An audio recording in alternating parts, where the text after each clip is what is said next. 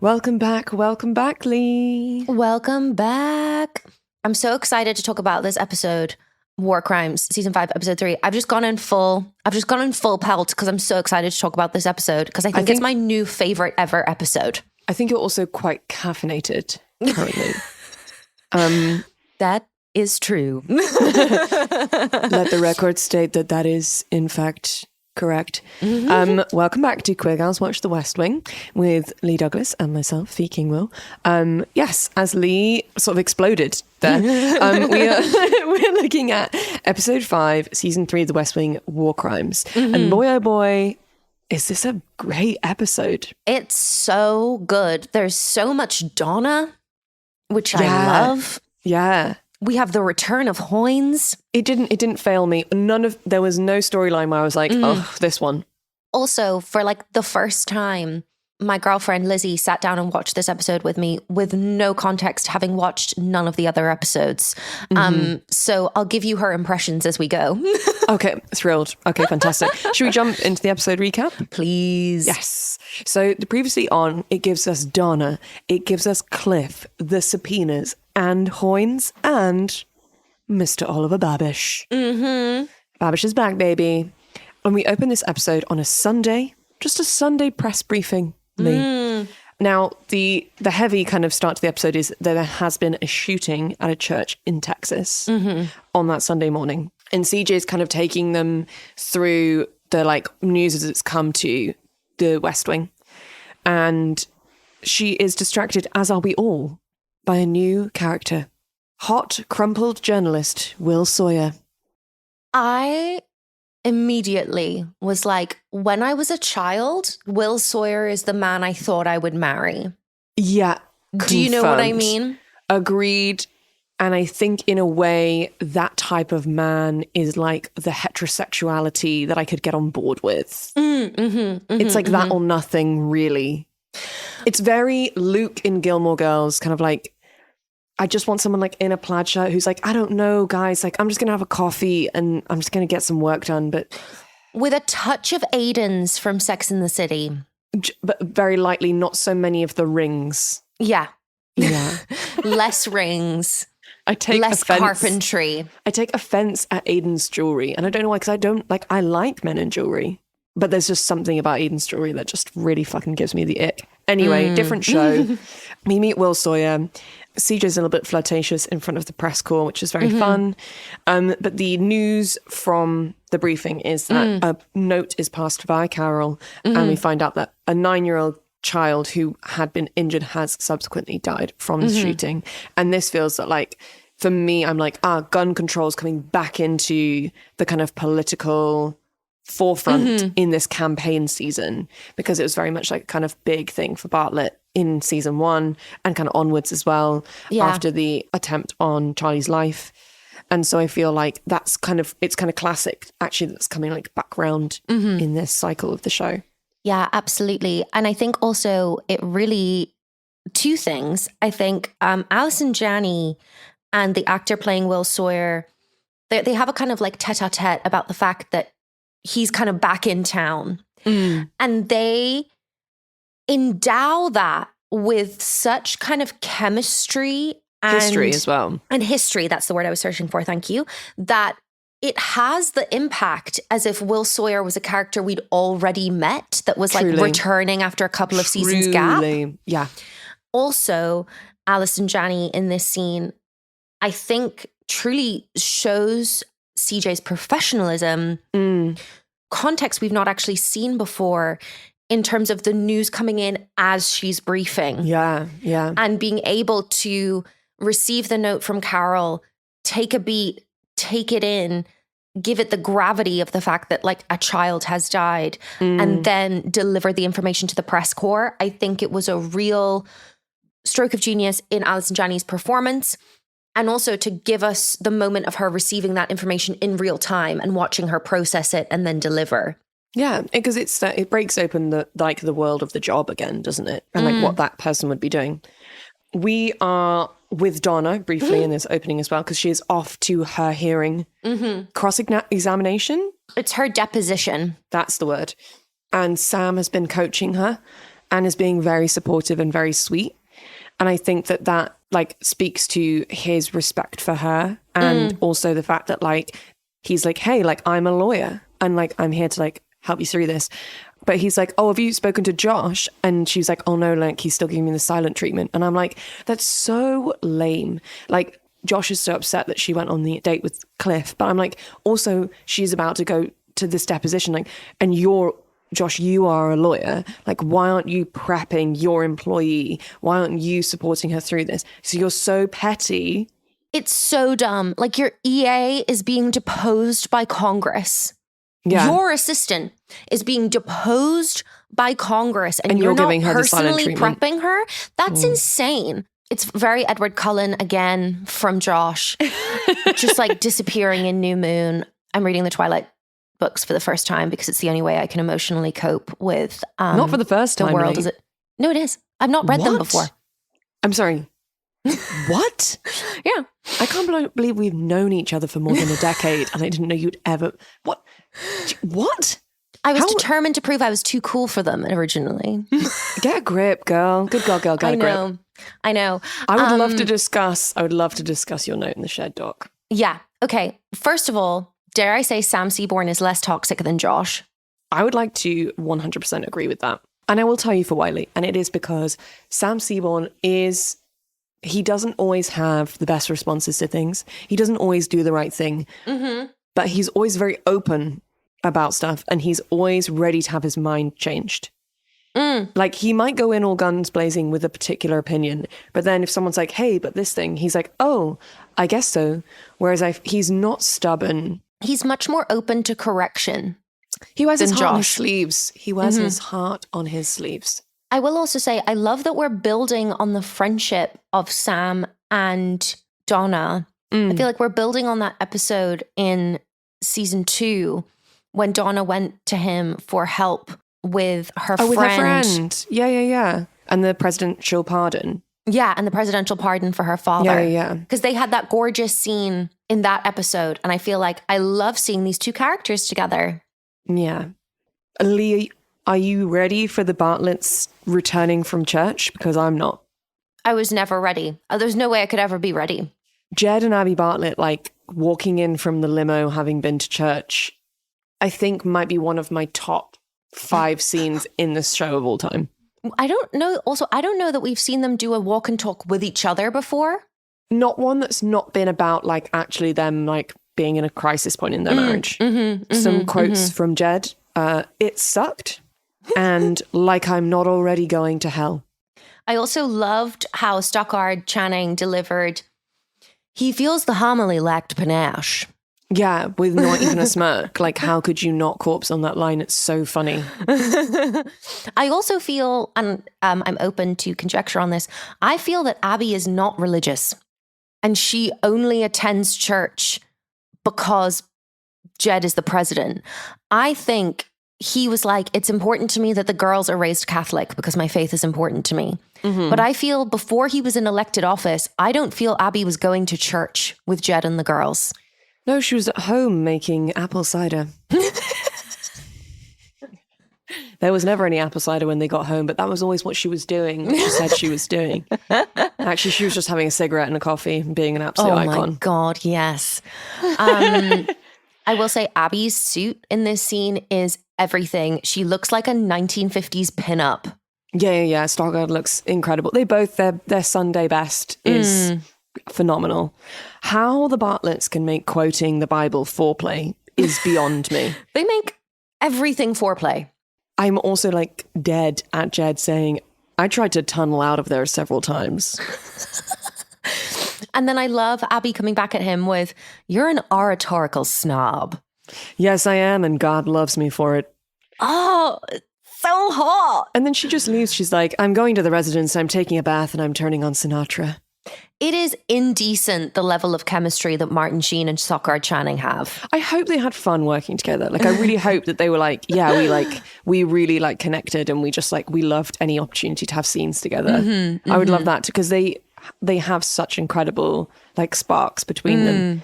And like, I think because the way that those two characters speak is quite heightened and stylized. Like it would be so easy to read that script and be like, how the hell am I going to deliver this? And yet it comes so quickly and so easily to them. It kind of feels Shakespearean. Yes, like a Shakespearean comedy, the way that the characters quip at each other. Yeah, we're almost in verse. Okay. Leo thinks that we should send Hoynes to Texas in like response to the shooting and like to speak on it. More on that later. But we need to go to Donna's deposition, which is super scary. So scary. And I think they've done an excellent job of infusing that room with the stakes of an actual congressional deposition. Yeah. Like, you know, when we were like, oh, Cliff's going to work for that team. What we didn't know is that Cliff is like running the depositions. Cliff is the one questioning her. Which is kind of insane because they've definitely had sex. Yeah. And he's like, I'd like to note for the record that we have met several times on a social level. And whoever the person is on the opposing side kind of goes, noted. But then it's like, it's fine. It's like meeting on, you haven't met on a social level, you've fucked, please. Yeah, which is so different and so intense. And like recently, it's not like it was like a couple of years ago. Like a week ago. And then like the questioning starts and he's questioning her and Donna is answering. I think Donna's doing really well. And then there's a question about like notes that she keeps at work. And she's like, oh, I'm in charge of like filing these things. And then he's like, do you ever take like stuff home? And she says no. And then he asks her a question about like keeping a diary. And she just says no, she doesn't keep a diary. And then he's like, oh, could the like stenographer like read back the testimony? And then that's kind of intense. Like Donna kind of looks like a bit ruffled. And I was like, oh, wait. Like if he came to her apartment because they slept together, did he like go through her stuff? And then I was like, oh fuck, like, is this all a plot? Did he actually like take her out because he wanted to get info on Josh? Which would be horrible. What I will say is Lizzie was immediately incensed by Cliff. No context. Oh no, she just hated him. She just hated Cliff immediately. She was like, who is this guy? Who does he think he is? I was like, well, he is running a kind of congressional investigation. And she's like, I don't want to hear it. I don't like him. Stunning. Shall we go to some other kind of like male, like wild male energy with Will Sawyer just being in CJ's office, just sat at her desk? Like, that's wild, right? Just to find a man sat behind your desk in your office. Their chemistry is off the charts. I have to say, with the greatest peace and love and respect to Danny. Yeah. I feel like this vibe feels, there was just a touch of the patronizing about Danny. And I didn't like what that did to CJ's status in the West Wing. Whereas this feels much more like we are meeting as equals. This is second draft Danny Conklin. Yeah. Love that you've noted the pathetic fallacy here. Yes, there is like a kind of storm raging on throughout this episode. There's lots of like rain and thunder and wind and stuff. But the reason that Will, again, because just like everything's terrible, the reason that Will Sawyer is behind CJ's desk is he's like, oh, I've got this quote from Toby that I'm going to run. And it's if the president wins, it'll be on the vice president's coattails. Kind of possibly the worst thing that Toby could be quoted as saying. Yeah. And so you're like, okay, so Will Sawyer has turned up as this character who's like been off doing almost like... I have so much more to say as a dropout from an anthropology degree because I found it to be a fundamentally racist discipline. I don't think Will Sawyer came to that conclusion. I have so much more to say about the kind of ethnography that Will Sawyer has been engaging in. And as a spoiler, I did not enjoy it. No, it's 2001 and safe to say in the 24 years since that's not aged well. It has not. But also it's interesting to have this character who's like, I've been off going and doing real journalism and now I've just come back to like the kind of catty press corps and like I really just like, I'm above it. What is the Washington Post but a gossip rag, am I right? Yeah. It's very that vibe. Mm-hmm. Some conjecture for Sam Seaborn's silly storyline this week. Sam loves pennies. Yes, I feel that he collects quarters of historical note. Yes, I think he has a small coin collection. Yeah, absolutely. Which I think he started as a young boy when, like a great uncle perhaps, like gifted to him some historical coins. And I think Sam was like, I like niche things. And I like to read books. So I'm going to go to the public library and get a book out about coins and learn about coins. We'll come back to the penny thing. But I think Sam loves currency and learning about currency. I also feel like when he goes on trips, he keeps like a note or a coin from whenever he gets like foreign currency and has like in a scrapbook. Oh. I think I love Sam Seaborn. I think we've been on a big journey with Sam Seaborn from where we started. I think they kind of started the series with the intention of Sam Seaborn being like a kind of Casanova man about town heartthrob. And then they discovered that Rob Lowe was funny. And then now the character has evolved quite significantly. I think I just want him to get sillier and sillier. To Jed and Hoynes and the discussion of sending Hoynes to Texas. Now, it's interesting that, so Jed calls Hoynes into the Oval Office and is like, oh, do you want a beer? It's so well written. It's so well written. The reveal that Jed does not know. That Hoynes isn't publicly sober. And I wondered about this when his sobriety first came up. I said, I don't know that a man could be in elected office in the United States if he was an alcoholic. It's very interesting. So like Hoynes is like, no, I'll just have like an iced water. But I think it's kind of crazy that they did a campaign together, like as in like he is his vice.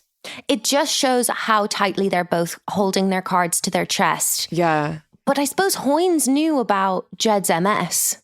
Yeah. So that's just shows the level of trust is different for the two of them. Yeah, absolutely. That Jed was like, I need you to know this because you're my vice. Yeah. But Hoynes is like, look, if I tell you that I'm, in recovery, then maybe that's something that you'll hold against me if I try to run on my own. You're not part of my trusted inner circle. But interesting, Leo is. Yeah. But I think that's because they saw each other and it's like, I see the journey that you're on because I've been on that journey. Totally. Yeah.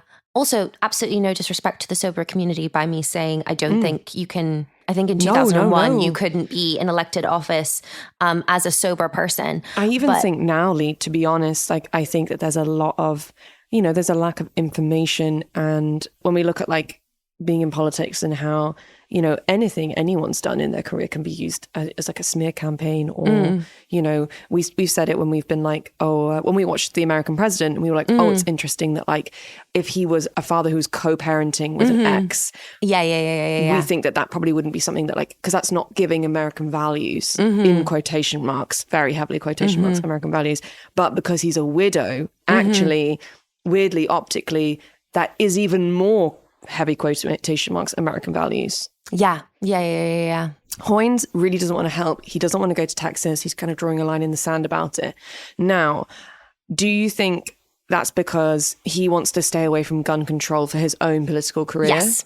Yeah. Yes. He's like, I don't want to come and help you on this because actually that's just me having to like state that I feel a certain way. Absolutely. And I think he probably, as a Texas politician, has his rating or grade with the NRA in his mind, that he wants to keep a particular rating with the gun people. Yeah.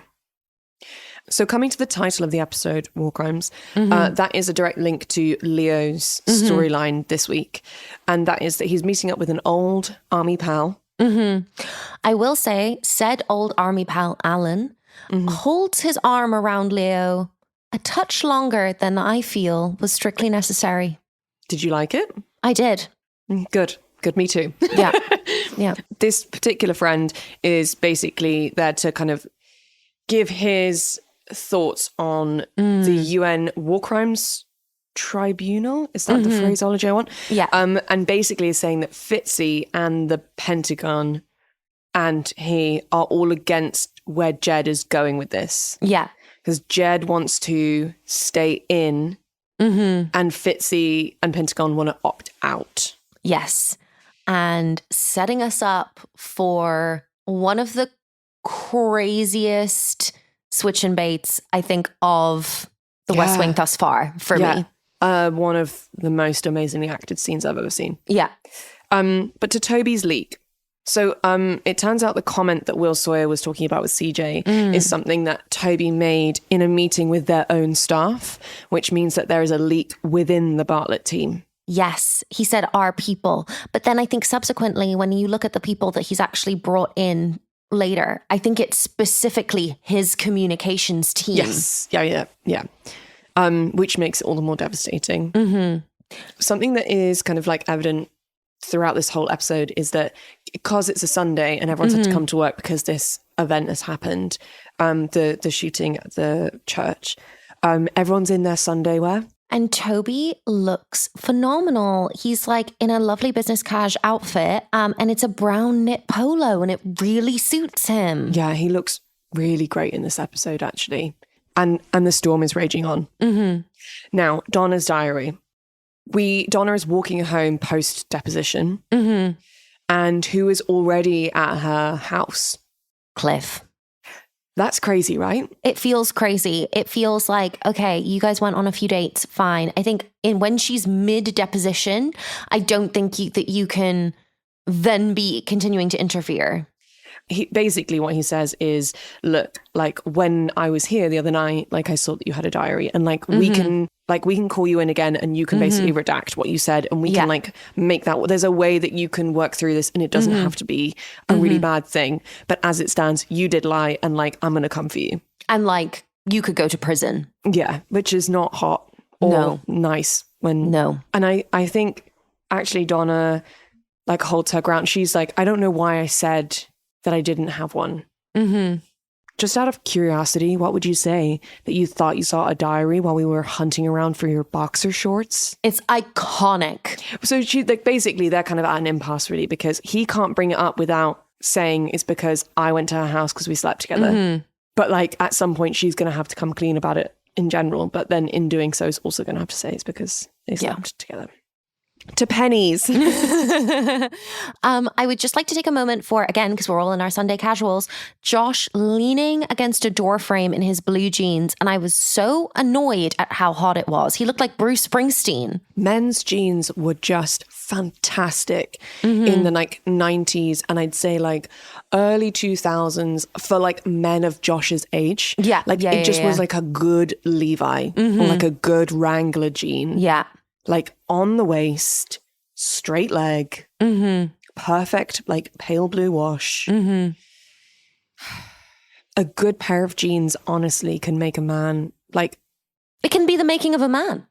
One of my favorite lines of this scene is because they're talking about how a member of Congress has said that he wants to do away with the penny because it's of virtually no value anymore. And Sam Seaborn is discussing this and says, the country is populated with unbalanced people, many of whom find their way to Washington, as if the continent funnels these people to this one spot.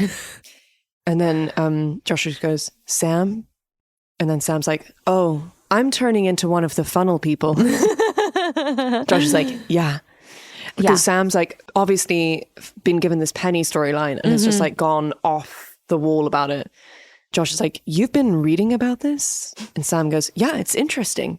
Josh is like, no, it's not. Now, I didn't take any notes during the following scene, which is the Hoynes and Jed like showdown in the Oval. But boy, oh boy, what a cracking scene. Aaron at his finest, just arguing both sides of a point to a really high caliber. Yeah. I'm saying the duologues, they are off the chain in this episode. And I think it's really nice because I feel like all that we've seen between their relationship, Hoynes and Bartlett, is kind of like the tensions. And I think what's interesting is to see them kind of both speaking like as politicians to each other. Yeah, it was phenomenal. My favorite line of the scene was from Jed saying, we tamed the frontier, John. We did that already. You were there? Were you there, Jed? You personally tamed the frontier together with John. I also really enjoyed Charlie coming in, and we think it's going to be like a really important memo, and it's just the sports scores. Yeah, which is so nice because it's like that's what Charlie's been told to do, and he doesn't know that he's walking into this like really charged moment. It's just really great writing. Flipping back to Leo and his friend who are still talking. I keep saying his friend. It's a very powerful individual that he's talking to, but I did not write down this person's name. So I'm very sorry. Alan. Leo and Alan are still talking about the UN War Crimes Tribunal. And Sam kind of wanders in. To talk about pennies again. Yeah, Alan's like, we're eliminating genocide. What are you doing? And Sam's like, eliminating the penny. So I'll come back. Very good, very silly. Back to Donna. She's looking really rattled. The look, she like comes into the West Wing and sees Josh across the bullpen and just kind of stares at him. And the look of love that she gives, the like look of love, but also like, he's going to save me. I know I'm about to disappoint you. He does not deserve her. Yeah. They go into Josh's office. Conjecture, this is when I wrote that Josh looks great in his Sunday casuals, but also Donna's wearing a fantastic like rain mac. It's very like Burberry. Like a Burberry trench coat. It's gorgeous. But they have what is such a tough scene to watch, which is her saying like, I did the deposition and basically I got asked if I kept a diary and I said that I didn't. But the thing is that I did. And the reason why it's a problem is that Cliff and I slept together and he saw my diary when he was in my apartment and like, I don't know what to do and I need you to help me. And he is so harsh on her. And I understand because, you know, like the stakes of these depositions are so high for all of their jobs and for the longevity of the presidency and the re-election campaign. But it's really hard to see suddenly, like, because they have such a great relationship that often the power dynamic, you know, he doesn't pull his status on her. No. Yeah. That often. Yeah. And I think just for him suddenly to be like, I'm the deputy chief of staff and you are my EA. And now I've got to clear up your fucking mess. And it's a big one. And it's like, I know you're my friend, Donna, but like you fucked up. Like all of that subtext is so heavy. And also, I think there's a touch from Josh of like, he knows why she lied about the diary. And he knows subconsciously, if anything, he knows deep down that she probably lied about the diary because she doesn't want it to be a matter of public record because there's probably stuff about him in her diary. Yeah. I think it's 100% that, isn't it? It's like, yeah, there might be a few references to like events that happened at work, but the majority of it is going to be entirely personal. And like, there is nothing more humiliating than the thought of that being read by a group of people in that room, like, or like out loud. I think it's the perfect dramatic situation to put these two characters in because Donna has consistently been our like touch point for a sense of humanity in the midst of all of this kind of like political strategizing. And the mistake that she has made is so human. Yeah. And it comes from such an understandable impulse of saying, of just a gut instinct of like, I need to protect my own dignity. Yeah. Yeah. And also the fact that like she will have had made entries in there about that night with Cliff as well. And therefore like if it's brought in as, if it's subpoenaed as evidence, then like, that's also going to be read out loud. And then it's all of that as well. It's the fact that he said we know each other socially, but like that's not entirely true. Yeah, it's so tough. Also, conjecture. I feel like these subpoenas and the depositions are going to be the engine for the first half of our season before we get properly into the election heating up.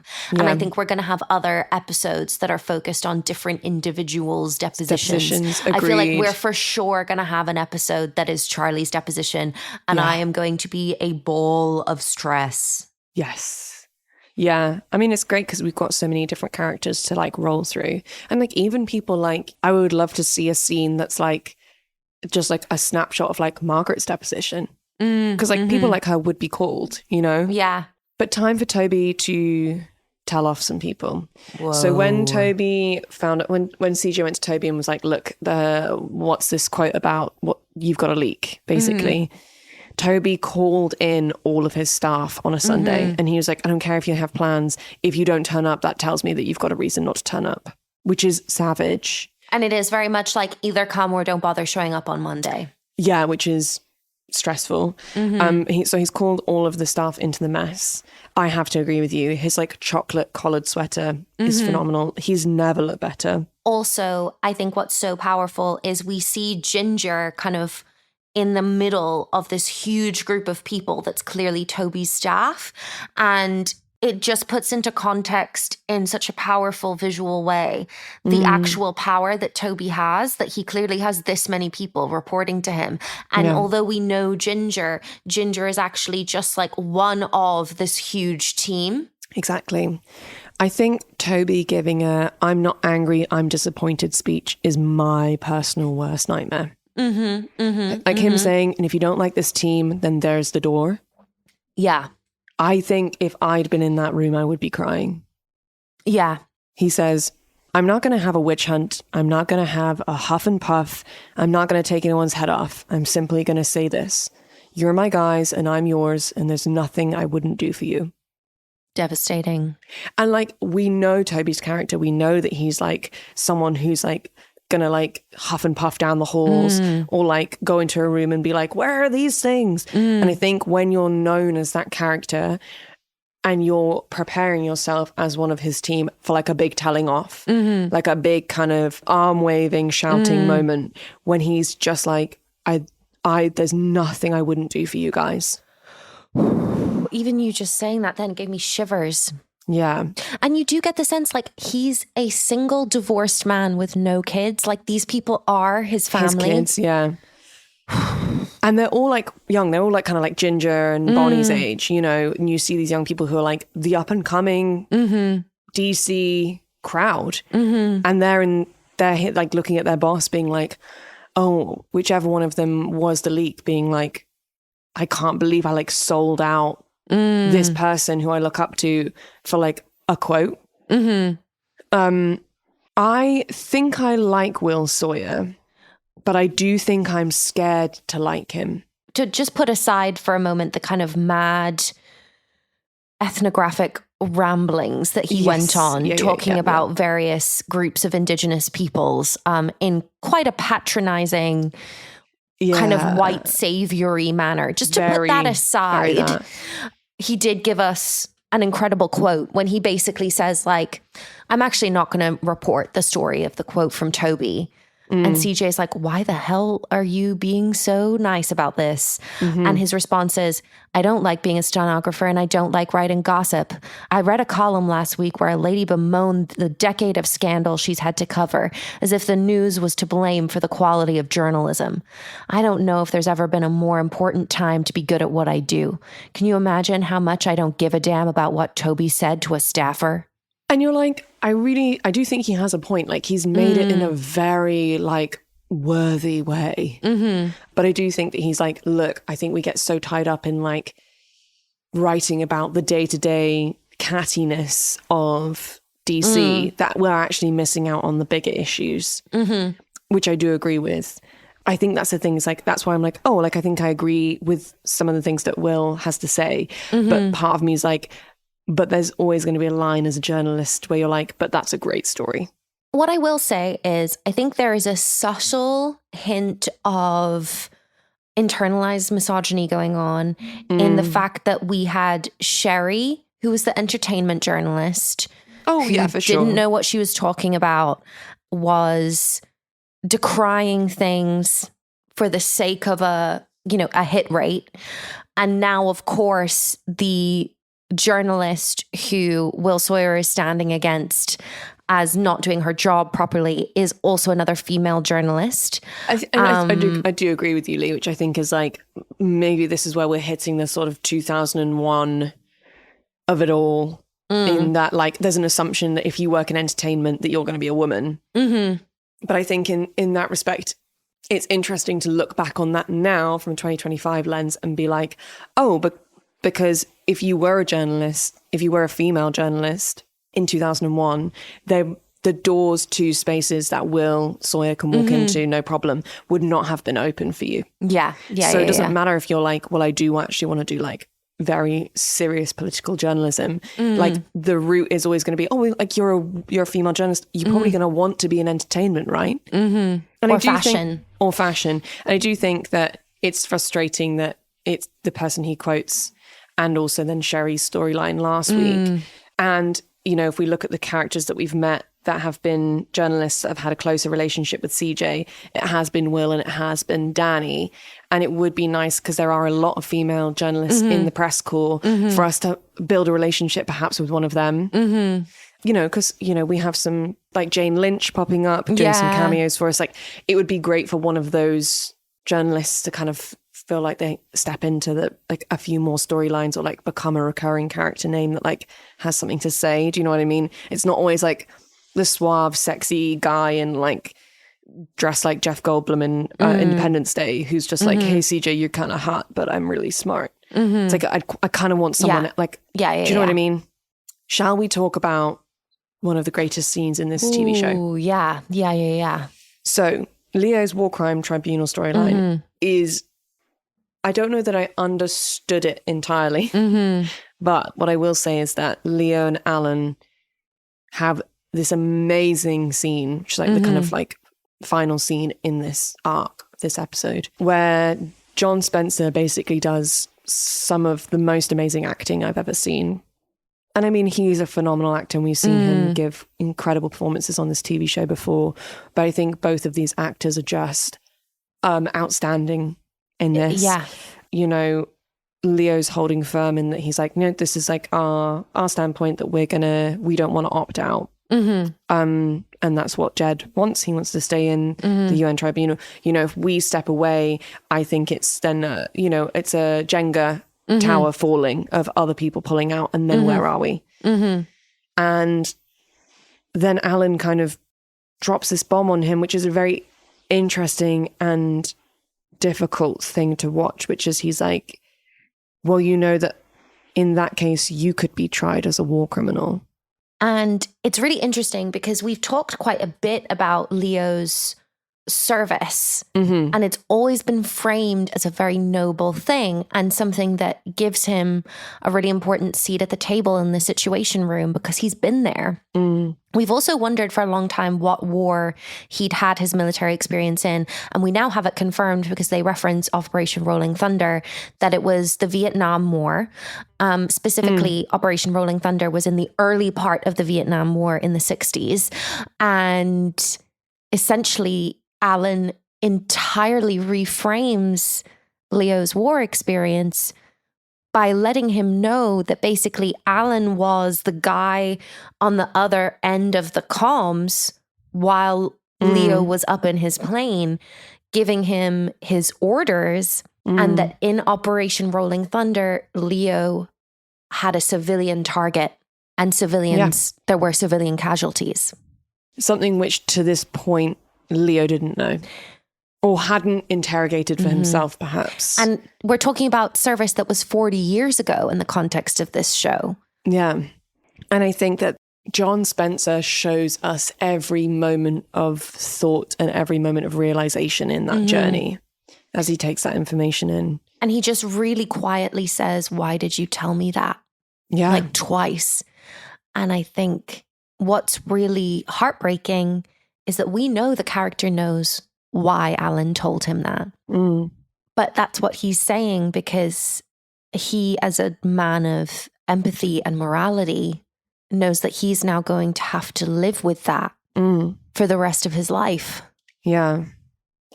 We also have a quote from Alan in that scene, kind of as they're wrapping up to leave, where he says, all war is a crime, which I think is something that has real gravity from a man in uniform whose entire career has been in the military. I think it's really smart to put that in the mouth of a man in uniform, 100%. Yeah. And so we move on to rain falling on the windows of a shadowy Oval Office. And it's time to cut a deal with Hoynes. Now, Jed basically is bartering with him, and Hoynes is like, I will go to Texas. And the kind of phraseology is used, it's like, if you get a seat at the table. Now, I'm interested in what you think this means. Like, obviously, this feels like it's Jed being like, you'll be vice again. But do we think it means more than that? Like that he'll be more involved in the campaign, or like more involved in the kind of like what the campaign is going to be standing for, or what they're going to be their big ticket items? I think a seat at the table has to mean some involvement in policy. Yeah. Yeah. Which we've really seen him have no impact on policy whatsoever. I mean, famously just talking to elderly people about quilts. And women's volleyball. Yeah. So that's interesting, because I feel like I have no idea what sort of politician Hoynes is, apart from a career politician. Yeah. So in a sense, that's interesting from like a character perspective to see what that, might be like. But we close out the episode with a really great scene in a darkened park with Donna, Josh, and Cliff. This is one of the best like dramatic setups that I've ever seen. It's so charged in television drama. I mean, it's so charged because we've been living with the buildup of Josh and Donna to the point where it's been like a joke for us for 2 seasons plus. And now Josh has a political reason to be confronted face to face with the guy that Donna has fucked instead of him. Yeah. The deal that they get to is Donna brings the diary and Josh gives it to Cliff, and he's like, you've got an hour with it to read it and decide if it's got anything of note in it. He's like, if it does, you can subpoena it. But if it doesn't, then we move on. Which I think is very smart. But also, I hate it. I hate it for Donna. And it's so humiliating because twofold. One is that like, she clearly does have feelings for Cliff, and Cliff clearly does have feelings for her. And, I guess there's every possibility that both of them are thinking, when this is over, do we see each other again? Yeah. But I think the reading of the diary puts an end to that, because Cliff doesn't know that Donna was and is in love with Josh, and is going to know that after an hour with this diary. I don't know, because I'm just thinking of Isaac and Ishmael and Donna saying, and I get a boyfriend. If we're thinking Cliff is that boyfriend, I think we have more of this storyline to go. Oh, for sure. Like, this is not the end. But I just think it's interesting to be like, Cliff will have more information about Donna's feelings towards Josh than Josh does, because Josh hasn't read the diary.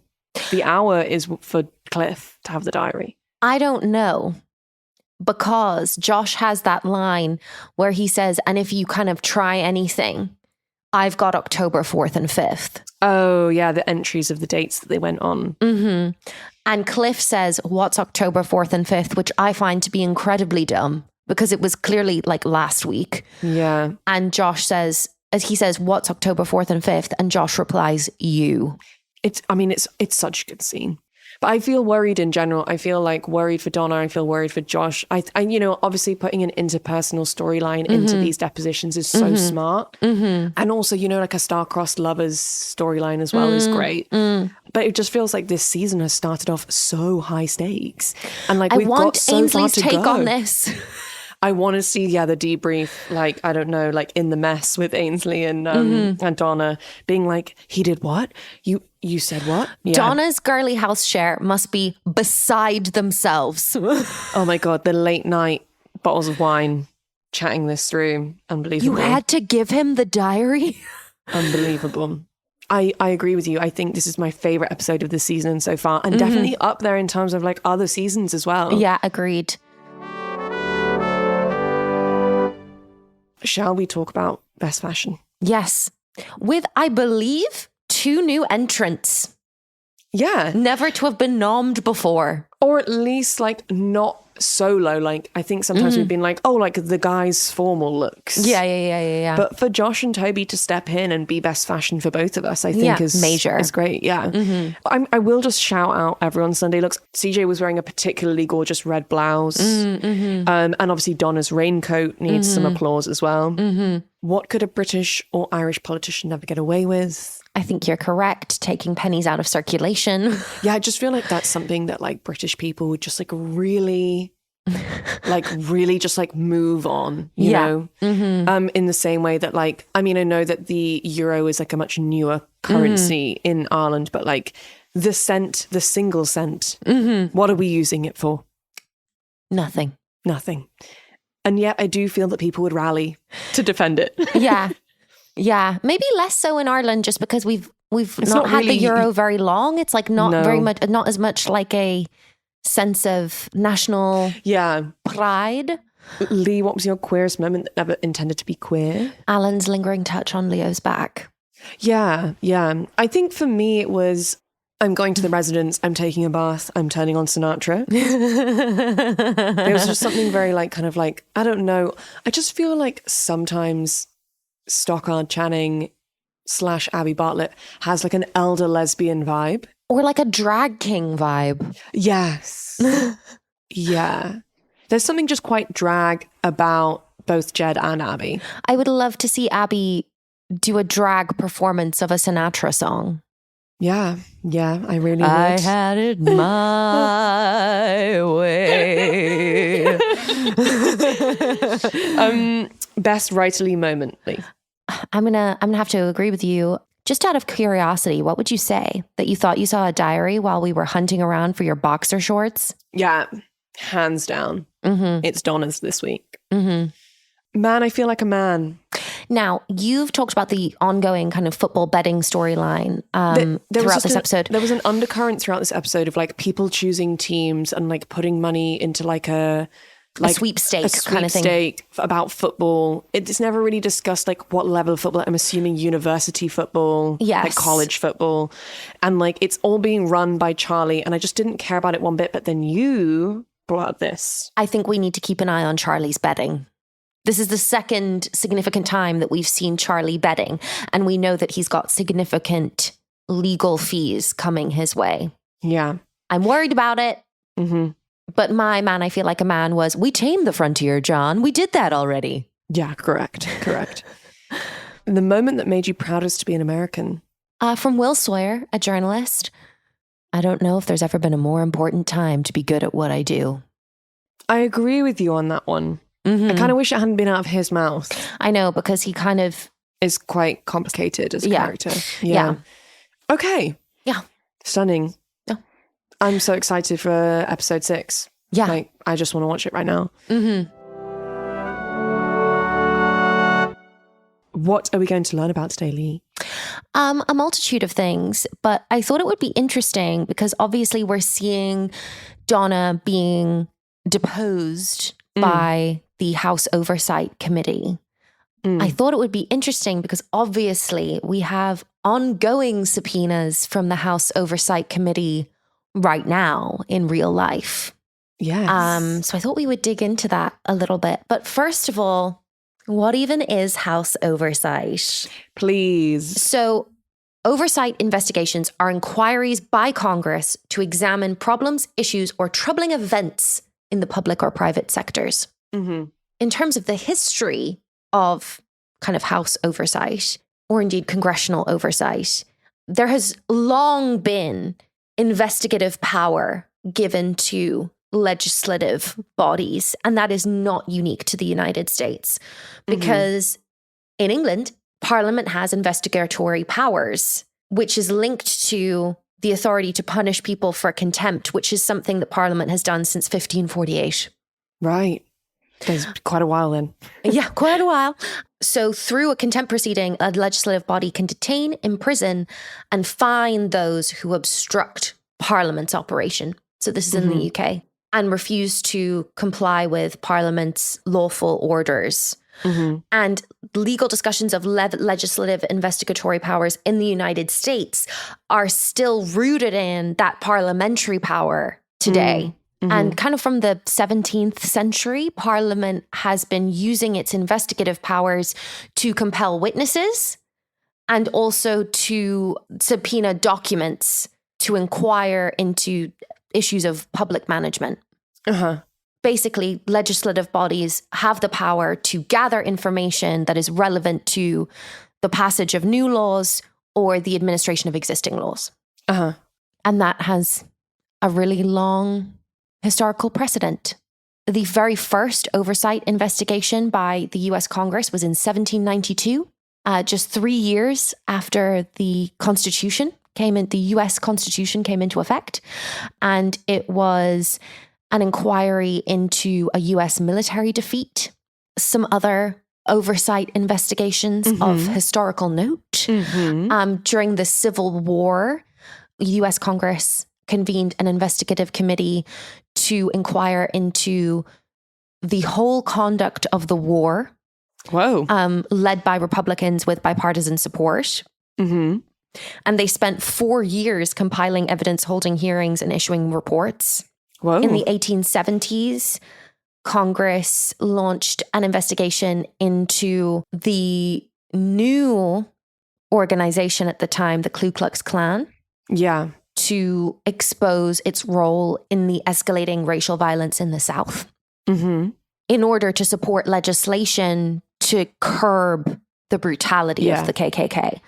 There was also a congressional investigation into the sinking of Titanic and what had gone wrong to cause such a loss of life and the lack of preparation, I guess. Preparation for an emergency. There was also a congressional investigation into the stock market crash in 1929.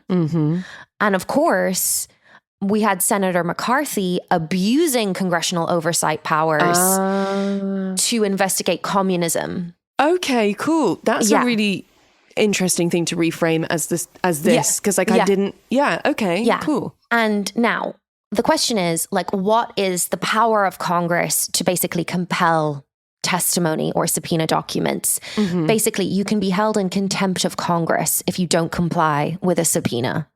Right. So during the January 6th investigation, Democrats used contempt of Congress several times to deal with uncooperative Trump staffers.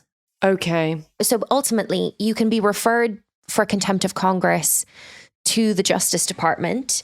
And the Justice Department ultimately did not pursue charges against Trump aide Dan Scavino or former White House Chief of Staff Mark Meadows. They were held in contempt of Congress, but the Department of Justice under Merrick Garland did not pursue charges. Okay.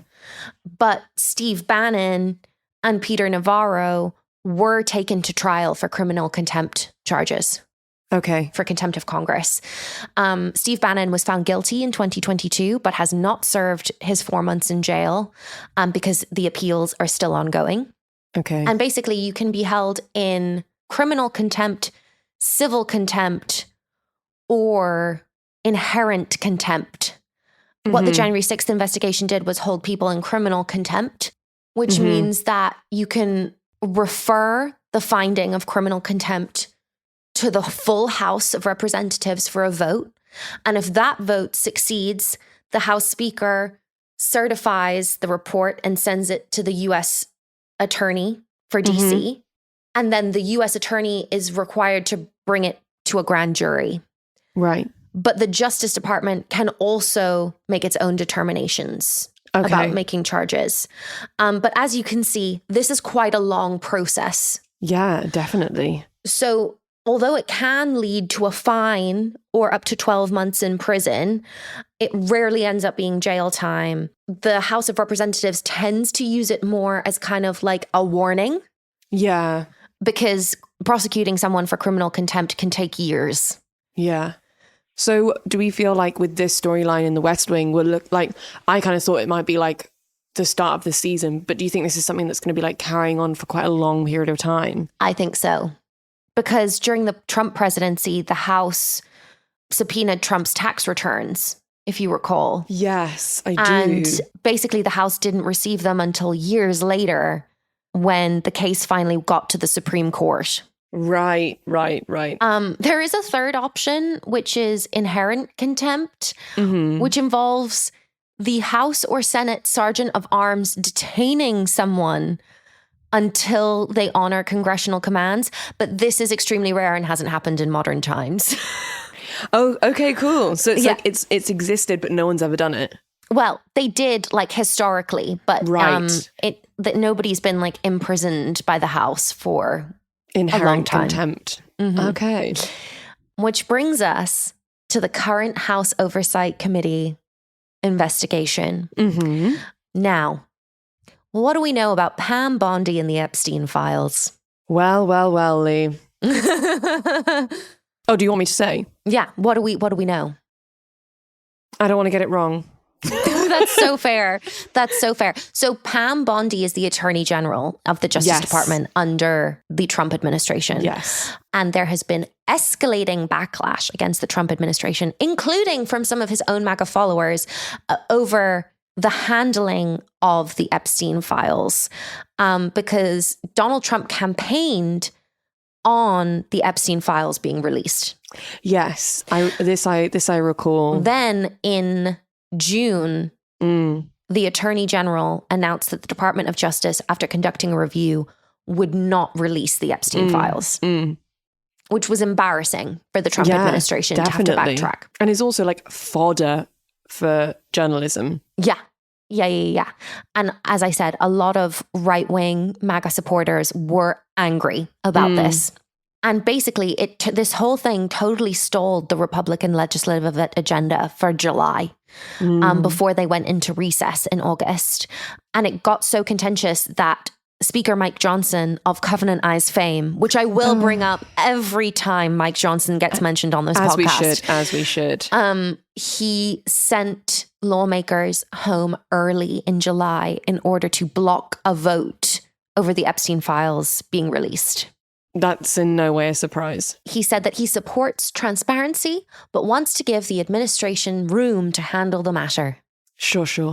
So the House Oversight Committee has, as all committees do, both Republican and Democratic members. The Democratic members of the House Oversight Committee convened a panel to force the Republican chairman of the House Oversight Committee, James Comer of Kentucky, to issue a subpoena to the Justice Department for the Epstein Files. And in a cover letter addressed to Attorney General Pam Bondi, Comer wrote, "While the department undertakes efforts to uncover and publicly disclose additional information related to Mr. Epstein and Ms. Maxwell's cases, it is important that Congress conduct oversight of the federal government's enforcement of sex trafficking laws generally, and specifically its handling of the investigation and prosecution of Mr. Epstein and Ms. Maxwell."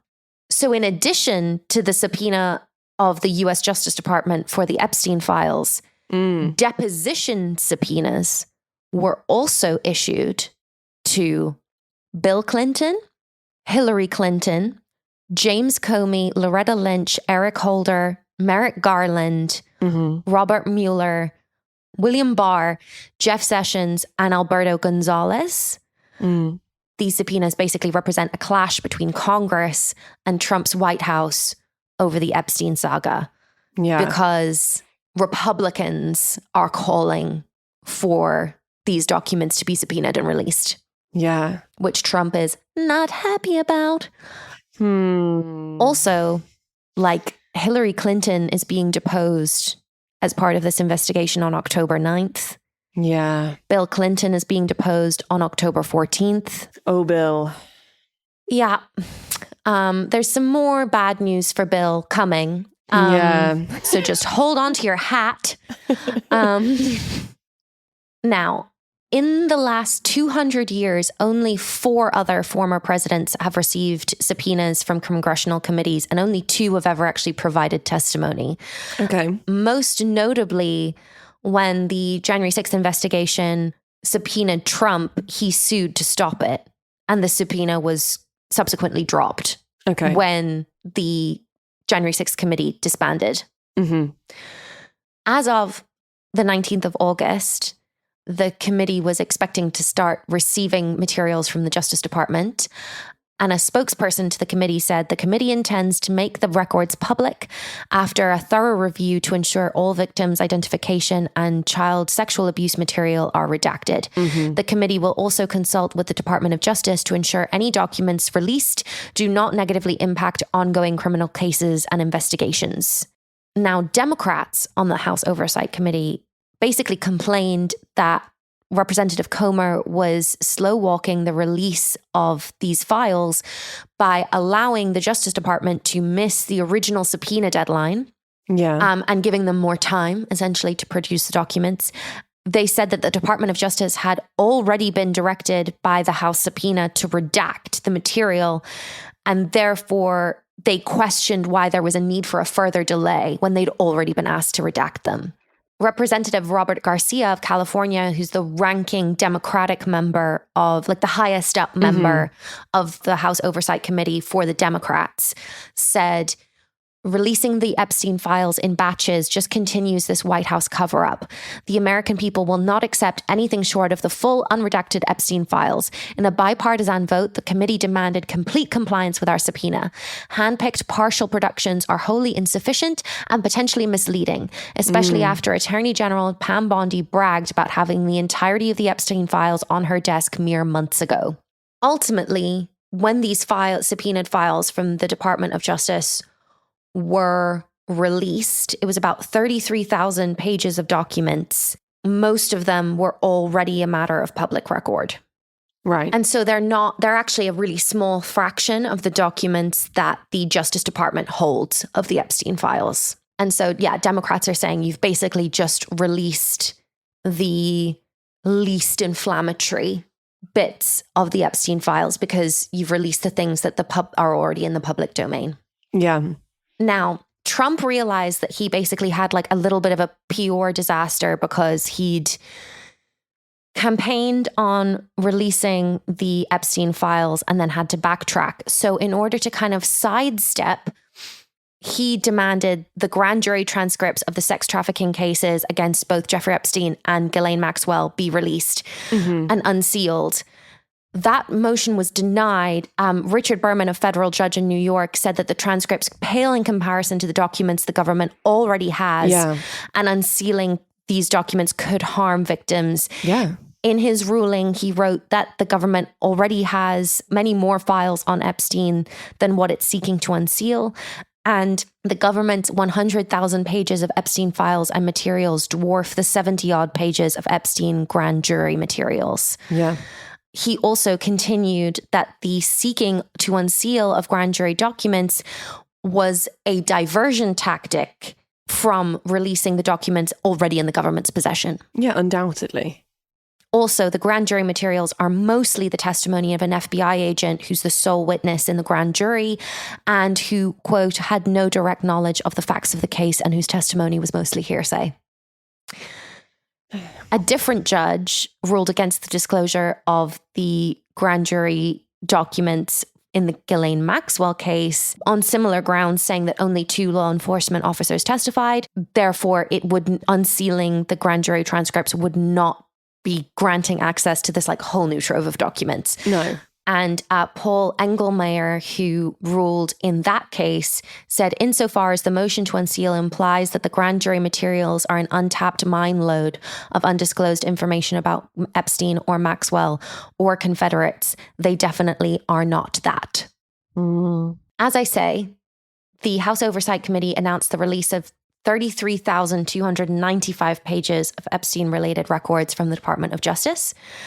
California Representative Ro Khanna said that 97% of those documents were already in the public domain, 3% were new. Representative Robert Garcia of the House Oversight Committee said the 33,000 pages of Epstein documents James Comer has decided to release were already mostly public information. To the American people, don't let this fool you. House Republicans are trying to make a spectacle of releasing already public documents. Pam Bondi has said the client list was on her desk. She could release it right now if she wanted to. Yeah. The client list being the list of wealthy men who Jeffrey Epstein was procuring sex for. Yeah. Allegedly.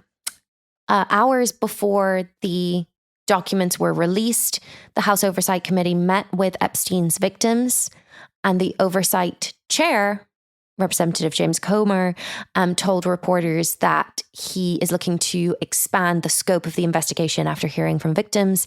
He said, we're going to do everything we can to give the American public the transparency they seek, as well as provide accountability in memory of the victims who have already passed away, as well as those who were in the room and many others who haven't come forward.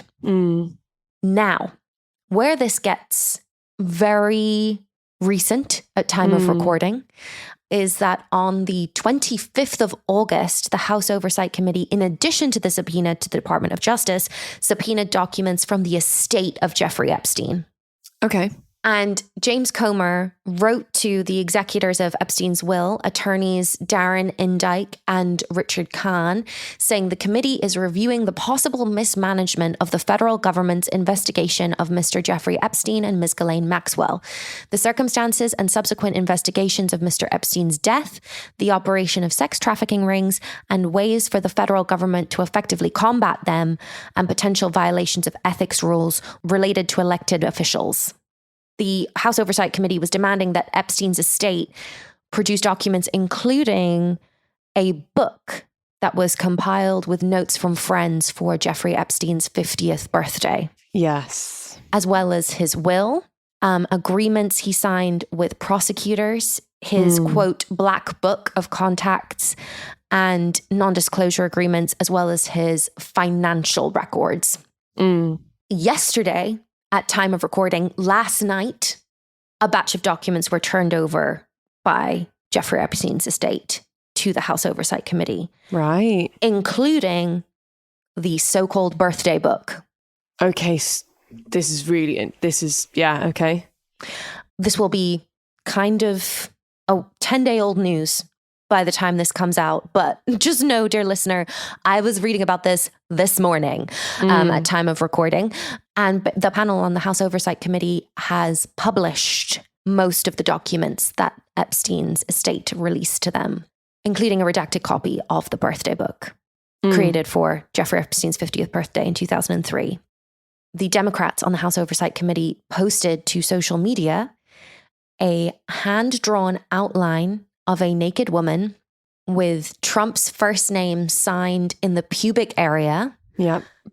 As well as a written note depicting an imaginary conversation between Donald Trump and Jeffrey Epstein, which I will read as follows. Voiceover. There must be more to life than having everything. Donald. Yes, there is, but I won't tell you what it is. Jeffrey. Nor will I, since I also know what it is. Donald. We have certain things in common, Jeffrey. Jeffrey. Yes, we do, come to think of it. Donald. Enigmas never age. Have you noticed that? Jeffrey. As a matter of fact, it was made clear to me last time I saw you. Donald. A pal is a wonderful thing. Happy birthday. And may every day be another wonderful secret. I find that last line to be very interesting. Haunting, I would say. Yeah. Haunting. Yeah. The Washington Post initially broke a story that this entry in this birthday book existed in July. Yes, that's where I first saw that. Yes. And Trump said on Truth Social, those are not my words, not the way I talk. Also, I don't draw pictures. When famously he said that he does actually love to draw. Right? Did he say that? Well, shortly after, the Washington Post ran a story noting that he did 4 sketches of buildings and a bridge that were auctioned off during his first term as president. Yeah. Donald Trump then responded by saying, some people say, would you draw a building? And I'll draw 4 lines and a little roof, for charity. But I'm not a drawing person. I don't do drawings of women. That I can tell you. Representative Robert Garcia of California said in a statement, the Oversight Committee has secured the infamous birthday book that contains a note from President Trump that he has said does not exist. It's time for the president to tell us the truth about what he knew and release all the Epstein files. Yeah. Caroline Leavitt, White House press secretary, wrote on social media, as I have said all along, it's very clear President Trump did not draw this picture and he did not sign it. This is fake news to perpetuate the Democratic Epstein hoax. Thanks, Caroline. There has also been some conjecture about whether it actually looks like Trump's signature. People have gone wild posting Trump's signature recently, but then the New York Times posted Trump's signature from contemporaneously from 2003, and the signatures look much more similar. There's a whole debate about whether it looks like his signature or not. Yeah. But writing for the New York Times, Michael Gold wrote, The book is a collection of letters, photographs, and drawings from dozens of Mr. Epstein's associates, bound into 3 volumes spanning more than 200 pages. While some of the messages contain mundane birthday wishes, others offer a window into a misogynistic circle of wealthy men fixated on women and sex. Many of them included suggestive stories or crude references to Mr. Epstein's sexual appetites, and some indicated that his friends had at least some sense that he was engaged in inappropriate behavior. Mm-hmm. In addition to the birthday book, Epstein's estate handed over all of the other list of documents that were subpoenaed. James Comer has said that the birthday book is being sensationalized and criticized Democrats for cherry-picking documents and politicizing information. He didn't mention specifically the sexual drawing, but did say that President Trump is not accused of any wrongdoing. In addition to Trump's birthday message in the birthday book, was another birthday message to Epstein from Bill. Yeah. In which Bill Clinton refers to Epstein's childlike curiosity and drive to make a difference. Just to kind of sum up Republican responses to the release of the birthday book, Representative Byron Donalds of Florida said, "What I see is not his signature. I've seen Donald Trump sign a million things." Representative Tim Burkett of Tennessee said, "Anybody can do a signature. To me, it's just bogus. The whole thing is bogus right now." Representative Don Bacon of Nebraska said that it was unlikely, but anything's possible. Unlikely that it was actually written by Trump, that is. Yeah. Representative Thomas Massey of Kentucky has called the birthday letter a distraction, saying it doesn't prove anything and isn't helpful to victims, and said, "I don't think there's anything in there that implicates Trump, but I do think there are some billionaire donors on the Republican and Democratic side who are going to be embarrassed." Yeah. Now, what's interesting is Thomas Massey is going to initiate a discharge petition now that Congress is reconvening for the release of all Justice Department documents in the Epstein case. Right. In the spirit of transparency. And he says he is confident that he has the 218 signatures needed because of the upcoming special elections to seats formerly held by Democrats in the House of Representatives. So there is a bipartisan effort that is happening to get the rest of the Justice Department documents released. But basically, watch this space. And not a great day to be the Clintons. No, I don't. I think there might be more tough days to come. Yeah. But yeah, it's going to be interesting. I think it's definitely a watch this space, but it might be a slow burn, this story. It seems like there's going to be roadblocks all the way. Yeah. And I think it'll be interesting as we continue to watch this season, and I imagine watch other characters give their depositions as we've watched Donna do in this episode. I think it'll be interesting to watch those scenes with the knowledge that in the coming month or two, Bill Clinton and Hillary Clinton will be going through that process. We'll be doing the same. Yeah. Not obviously talking about covering up a president's MS diagnosis, but talking about something very different. What they knew in the 90s about Jeffrey Epstein. Yeah. Well, Leigh, that was fascinating. I feel like I've only kind of been covering the story like at a very basic level. So it was a really interesting to like get into it, and especially through like the things that we've just learned through this episode. So thank you for your research. Hopefully now the rest of the congressional investigation will be through the House Oversight Committee with a little bit more context, will be easier to understand actually the mechanics of what's happening outside of obviously specifically this investigation into the Jeffrey Epstein files. You couldn't write it, Fi. But yeah, I mean, it's just huge news. It feels flippant to say major because I say major all the time. No, but I know what you mean. I do think you can give major with the right gravity, I think. And also like in any other presidency, this would be the only thing anyone was ever talking about. I know the fact that it's not even like top level news. Really speaks to the kind of the scale of things in the States at the moment, I think. If this had happened to any other president, he would already be flying off the White House lawn in Marine One. Like, he'd be gone. Yeah. Yeah. Well, let's see, eh?